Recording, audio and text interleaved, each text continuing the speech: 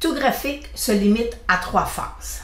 Alors, une des premières phases, ça peut être la phase qui est ici, qui est baissière.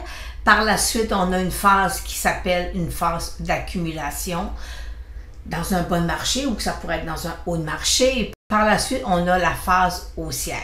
Alors, ce sont les 3 phases qu'on retrouve sur un graphique. Lorsque nous sommes dans une tendance baissière, nous pouvons aussi avoir sur un titre ce qu'on appelle, avant que la tendance se poursuive, une phase d'accumulation, comme on voit ici, qui a duré quand même plusieurs mois.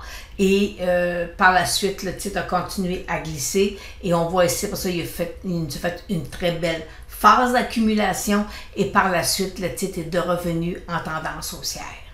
Lorsque la tendance haussière se termine, on va toujours apparaître une tendance, un couloir latéral. Alors, vous voyez, présentement, on a le Russell 2000 et on voit très bien qu'après ça poussé, ça hausse. Après ça, voyez-vous, mais ça a été long, ça a duré une année.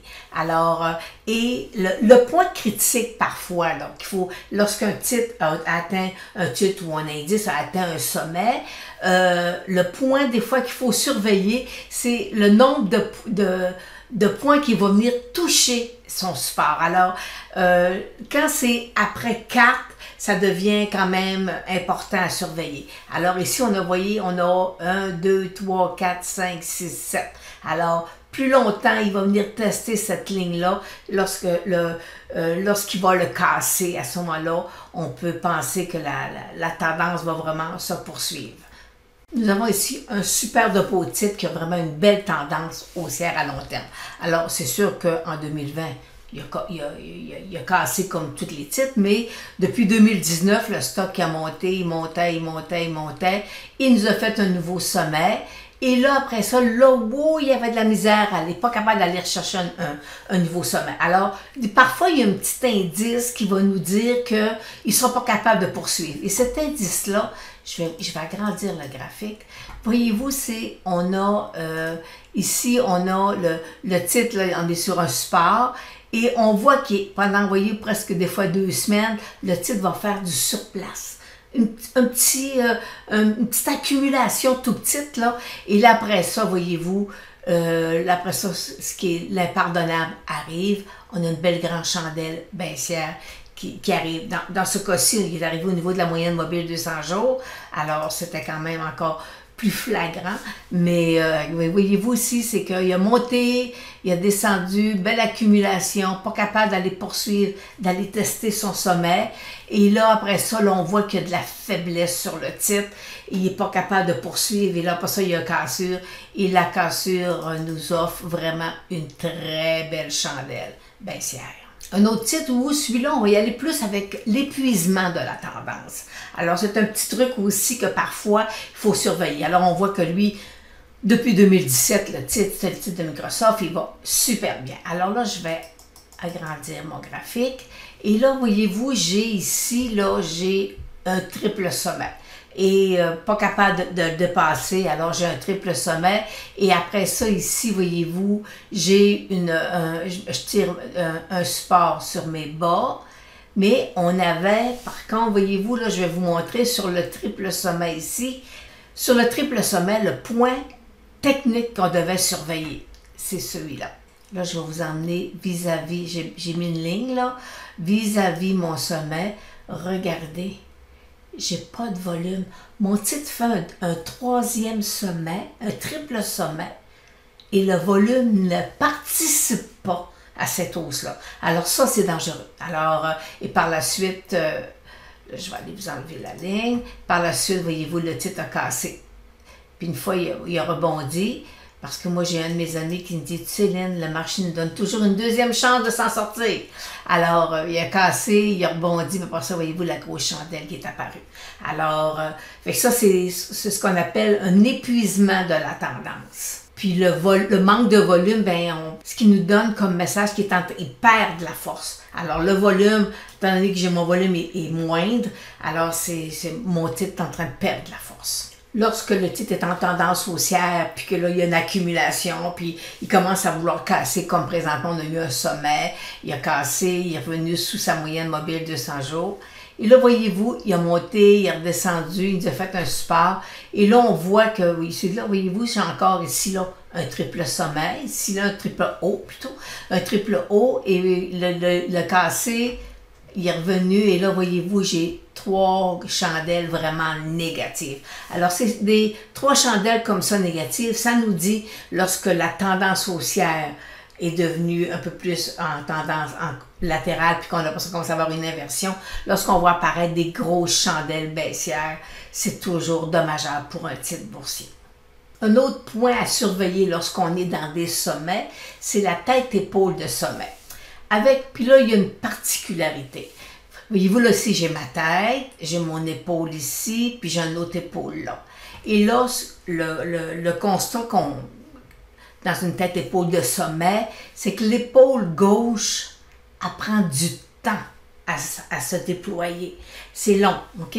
Avant que on se dit, bon, il est comme en train de nous dire, je vais-tu aller faire un nouveau sommet ou je vais me rasseoir, je vais tomber je vais inverser ma tendance, je vais tomber en tendance baissière.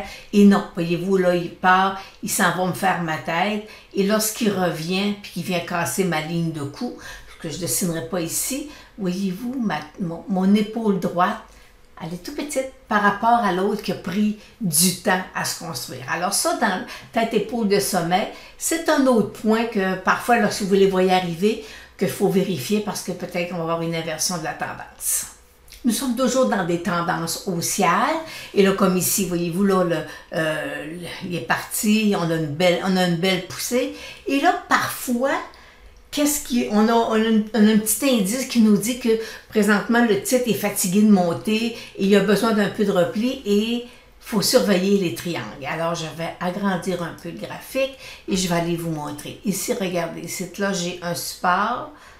Ici, là je le trace grossièrement. Okay?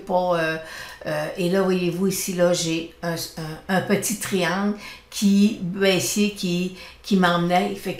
Le triangle me disait, je commence à être essoufflée, là. J'ai besoin peut-être de prendre un peu mon souffle, là. Alors, c'est le triangle dans un sommet. Souvent, ça nous annonce qu'il y a un repli qui s'en vient prochainement. Toujours dans une tendance haussière, on peut examiner aussi les divergences. Mais la divergence, est préférable de la faire avec le RSI parce que la composante du RSI est moins volatile que le stochastique. Okay? C'est moins, ça prend plus de temps à bouger. Alors, voyez-vous ici, j'avais une belle ligne de tendance haussière.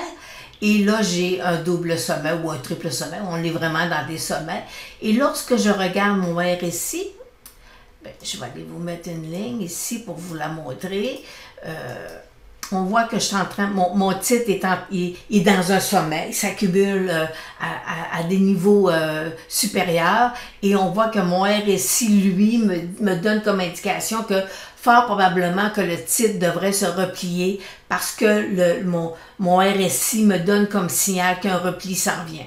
Alors, effectivement, voyez-vous, ici, là, ça s'est passé. Alors, lorsque le titre a cassé, moyenne mobile 8,34 croisée à la baisse, avec un RSI qui est avec une divergence, parce que mon titre monte et mon RSI, lui, corrige, c'est ce qu'on appelle une divergence. Alors, voyez-vous, ça, des fois, c'est des petits trucs de dire, ah, OK, j'ai peut-être quelque chose qui s'en vient là, sur le titre là, présentement. Alors, des fois, ça vous permet de prendre vos profits ou de dire, bon, OK, qu'est-ce que je peux prendre d'autres stratégies aussi? Je peux faire des options avec ou il y a d'autres choses qu'on peut faire. Mais le RSI, avec les divergences, ça se travaille très bien aussi dans un marché aussi. Lorsque nous sommes dans une tendance haussière, on peut aussi utiliser le MACD qui va nous guider un peu sur est-ce que le titre va se replier. Alors ici, là, voyez-vous, on a une ligne de tendance qui est haussière et lorsqu'il casse, il sort hors de ma ligne de tendance, voyez-vous, mon MACD revient à la baisse, il passe sous la ligne des zéros. Alors il est en train de nous donner comme indication qu'il est en train de descendre. C'est sûr que le MACD, ça se travaille, ça ressemble un peu à des moyennes mobiles. OK? Alors, voyez-vous ici, ça confirme. Ici, là, j'avais un croisement de mes moyennes mobiles 8,34 et ici, mon MACD est venu casser la ligne de zéro. Alors, c'était plutôt un repli là, qui qui s'enlignait là, sur le titre là, avec le MACD. Il faut quand même être prudent aussi avec le MACD parce que c'est la composante du MACD, c'est des moyennes mobiles. Alors, fait que dans ce cas-ci, on avait vraiment une cassure de la ligne de tendance haussière qui était confirmée par le MACD et on avait un deuxième checkpoint qui était le croisement des moyennes mobiles 8,34. Alors, c'est sur ça que se termine la vidéo où on voit surtout des figures de tendance haussière, puis avec les petits trucs, voir est-ce qu'on peut déceler là, que le marché est en train de nous dire « Oh, oh, il y a un petit repli qui s'en vient ». Alors, sur ça, je vous souhaite un bon trading et on se revoit dans la prochaine vidéo.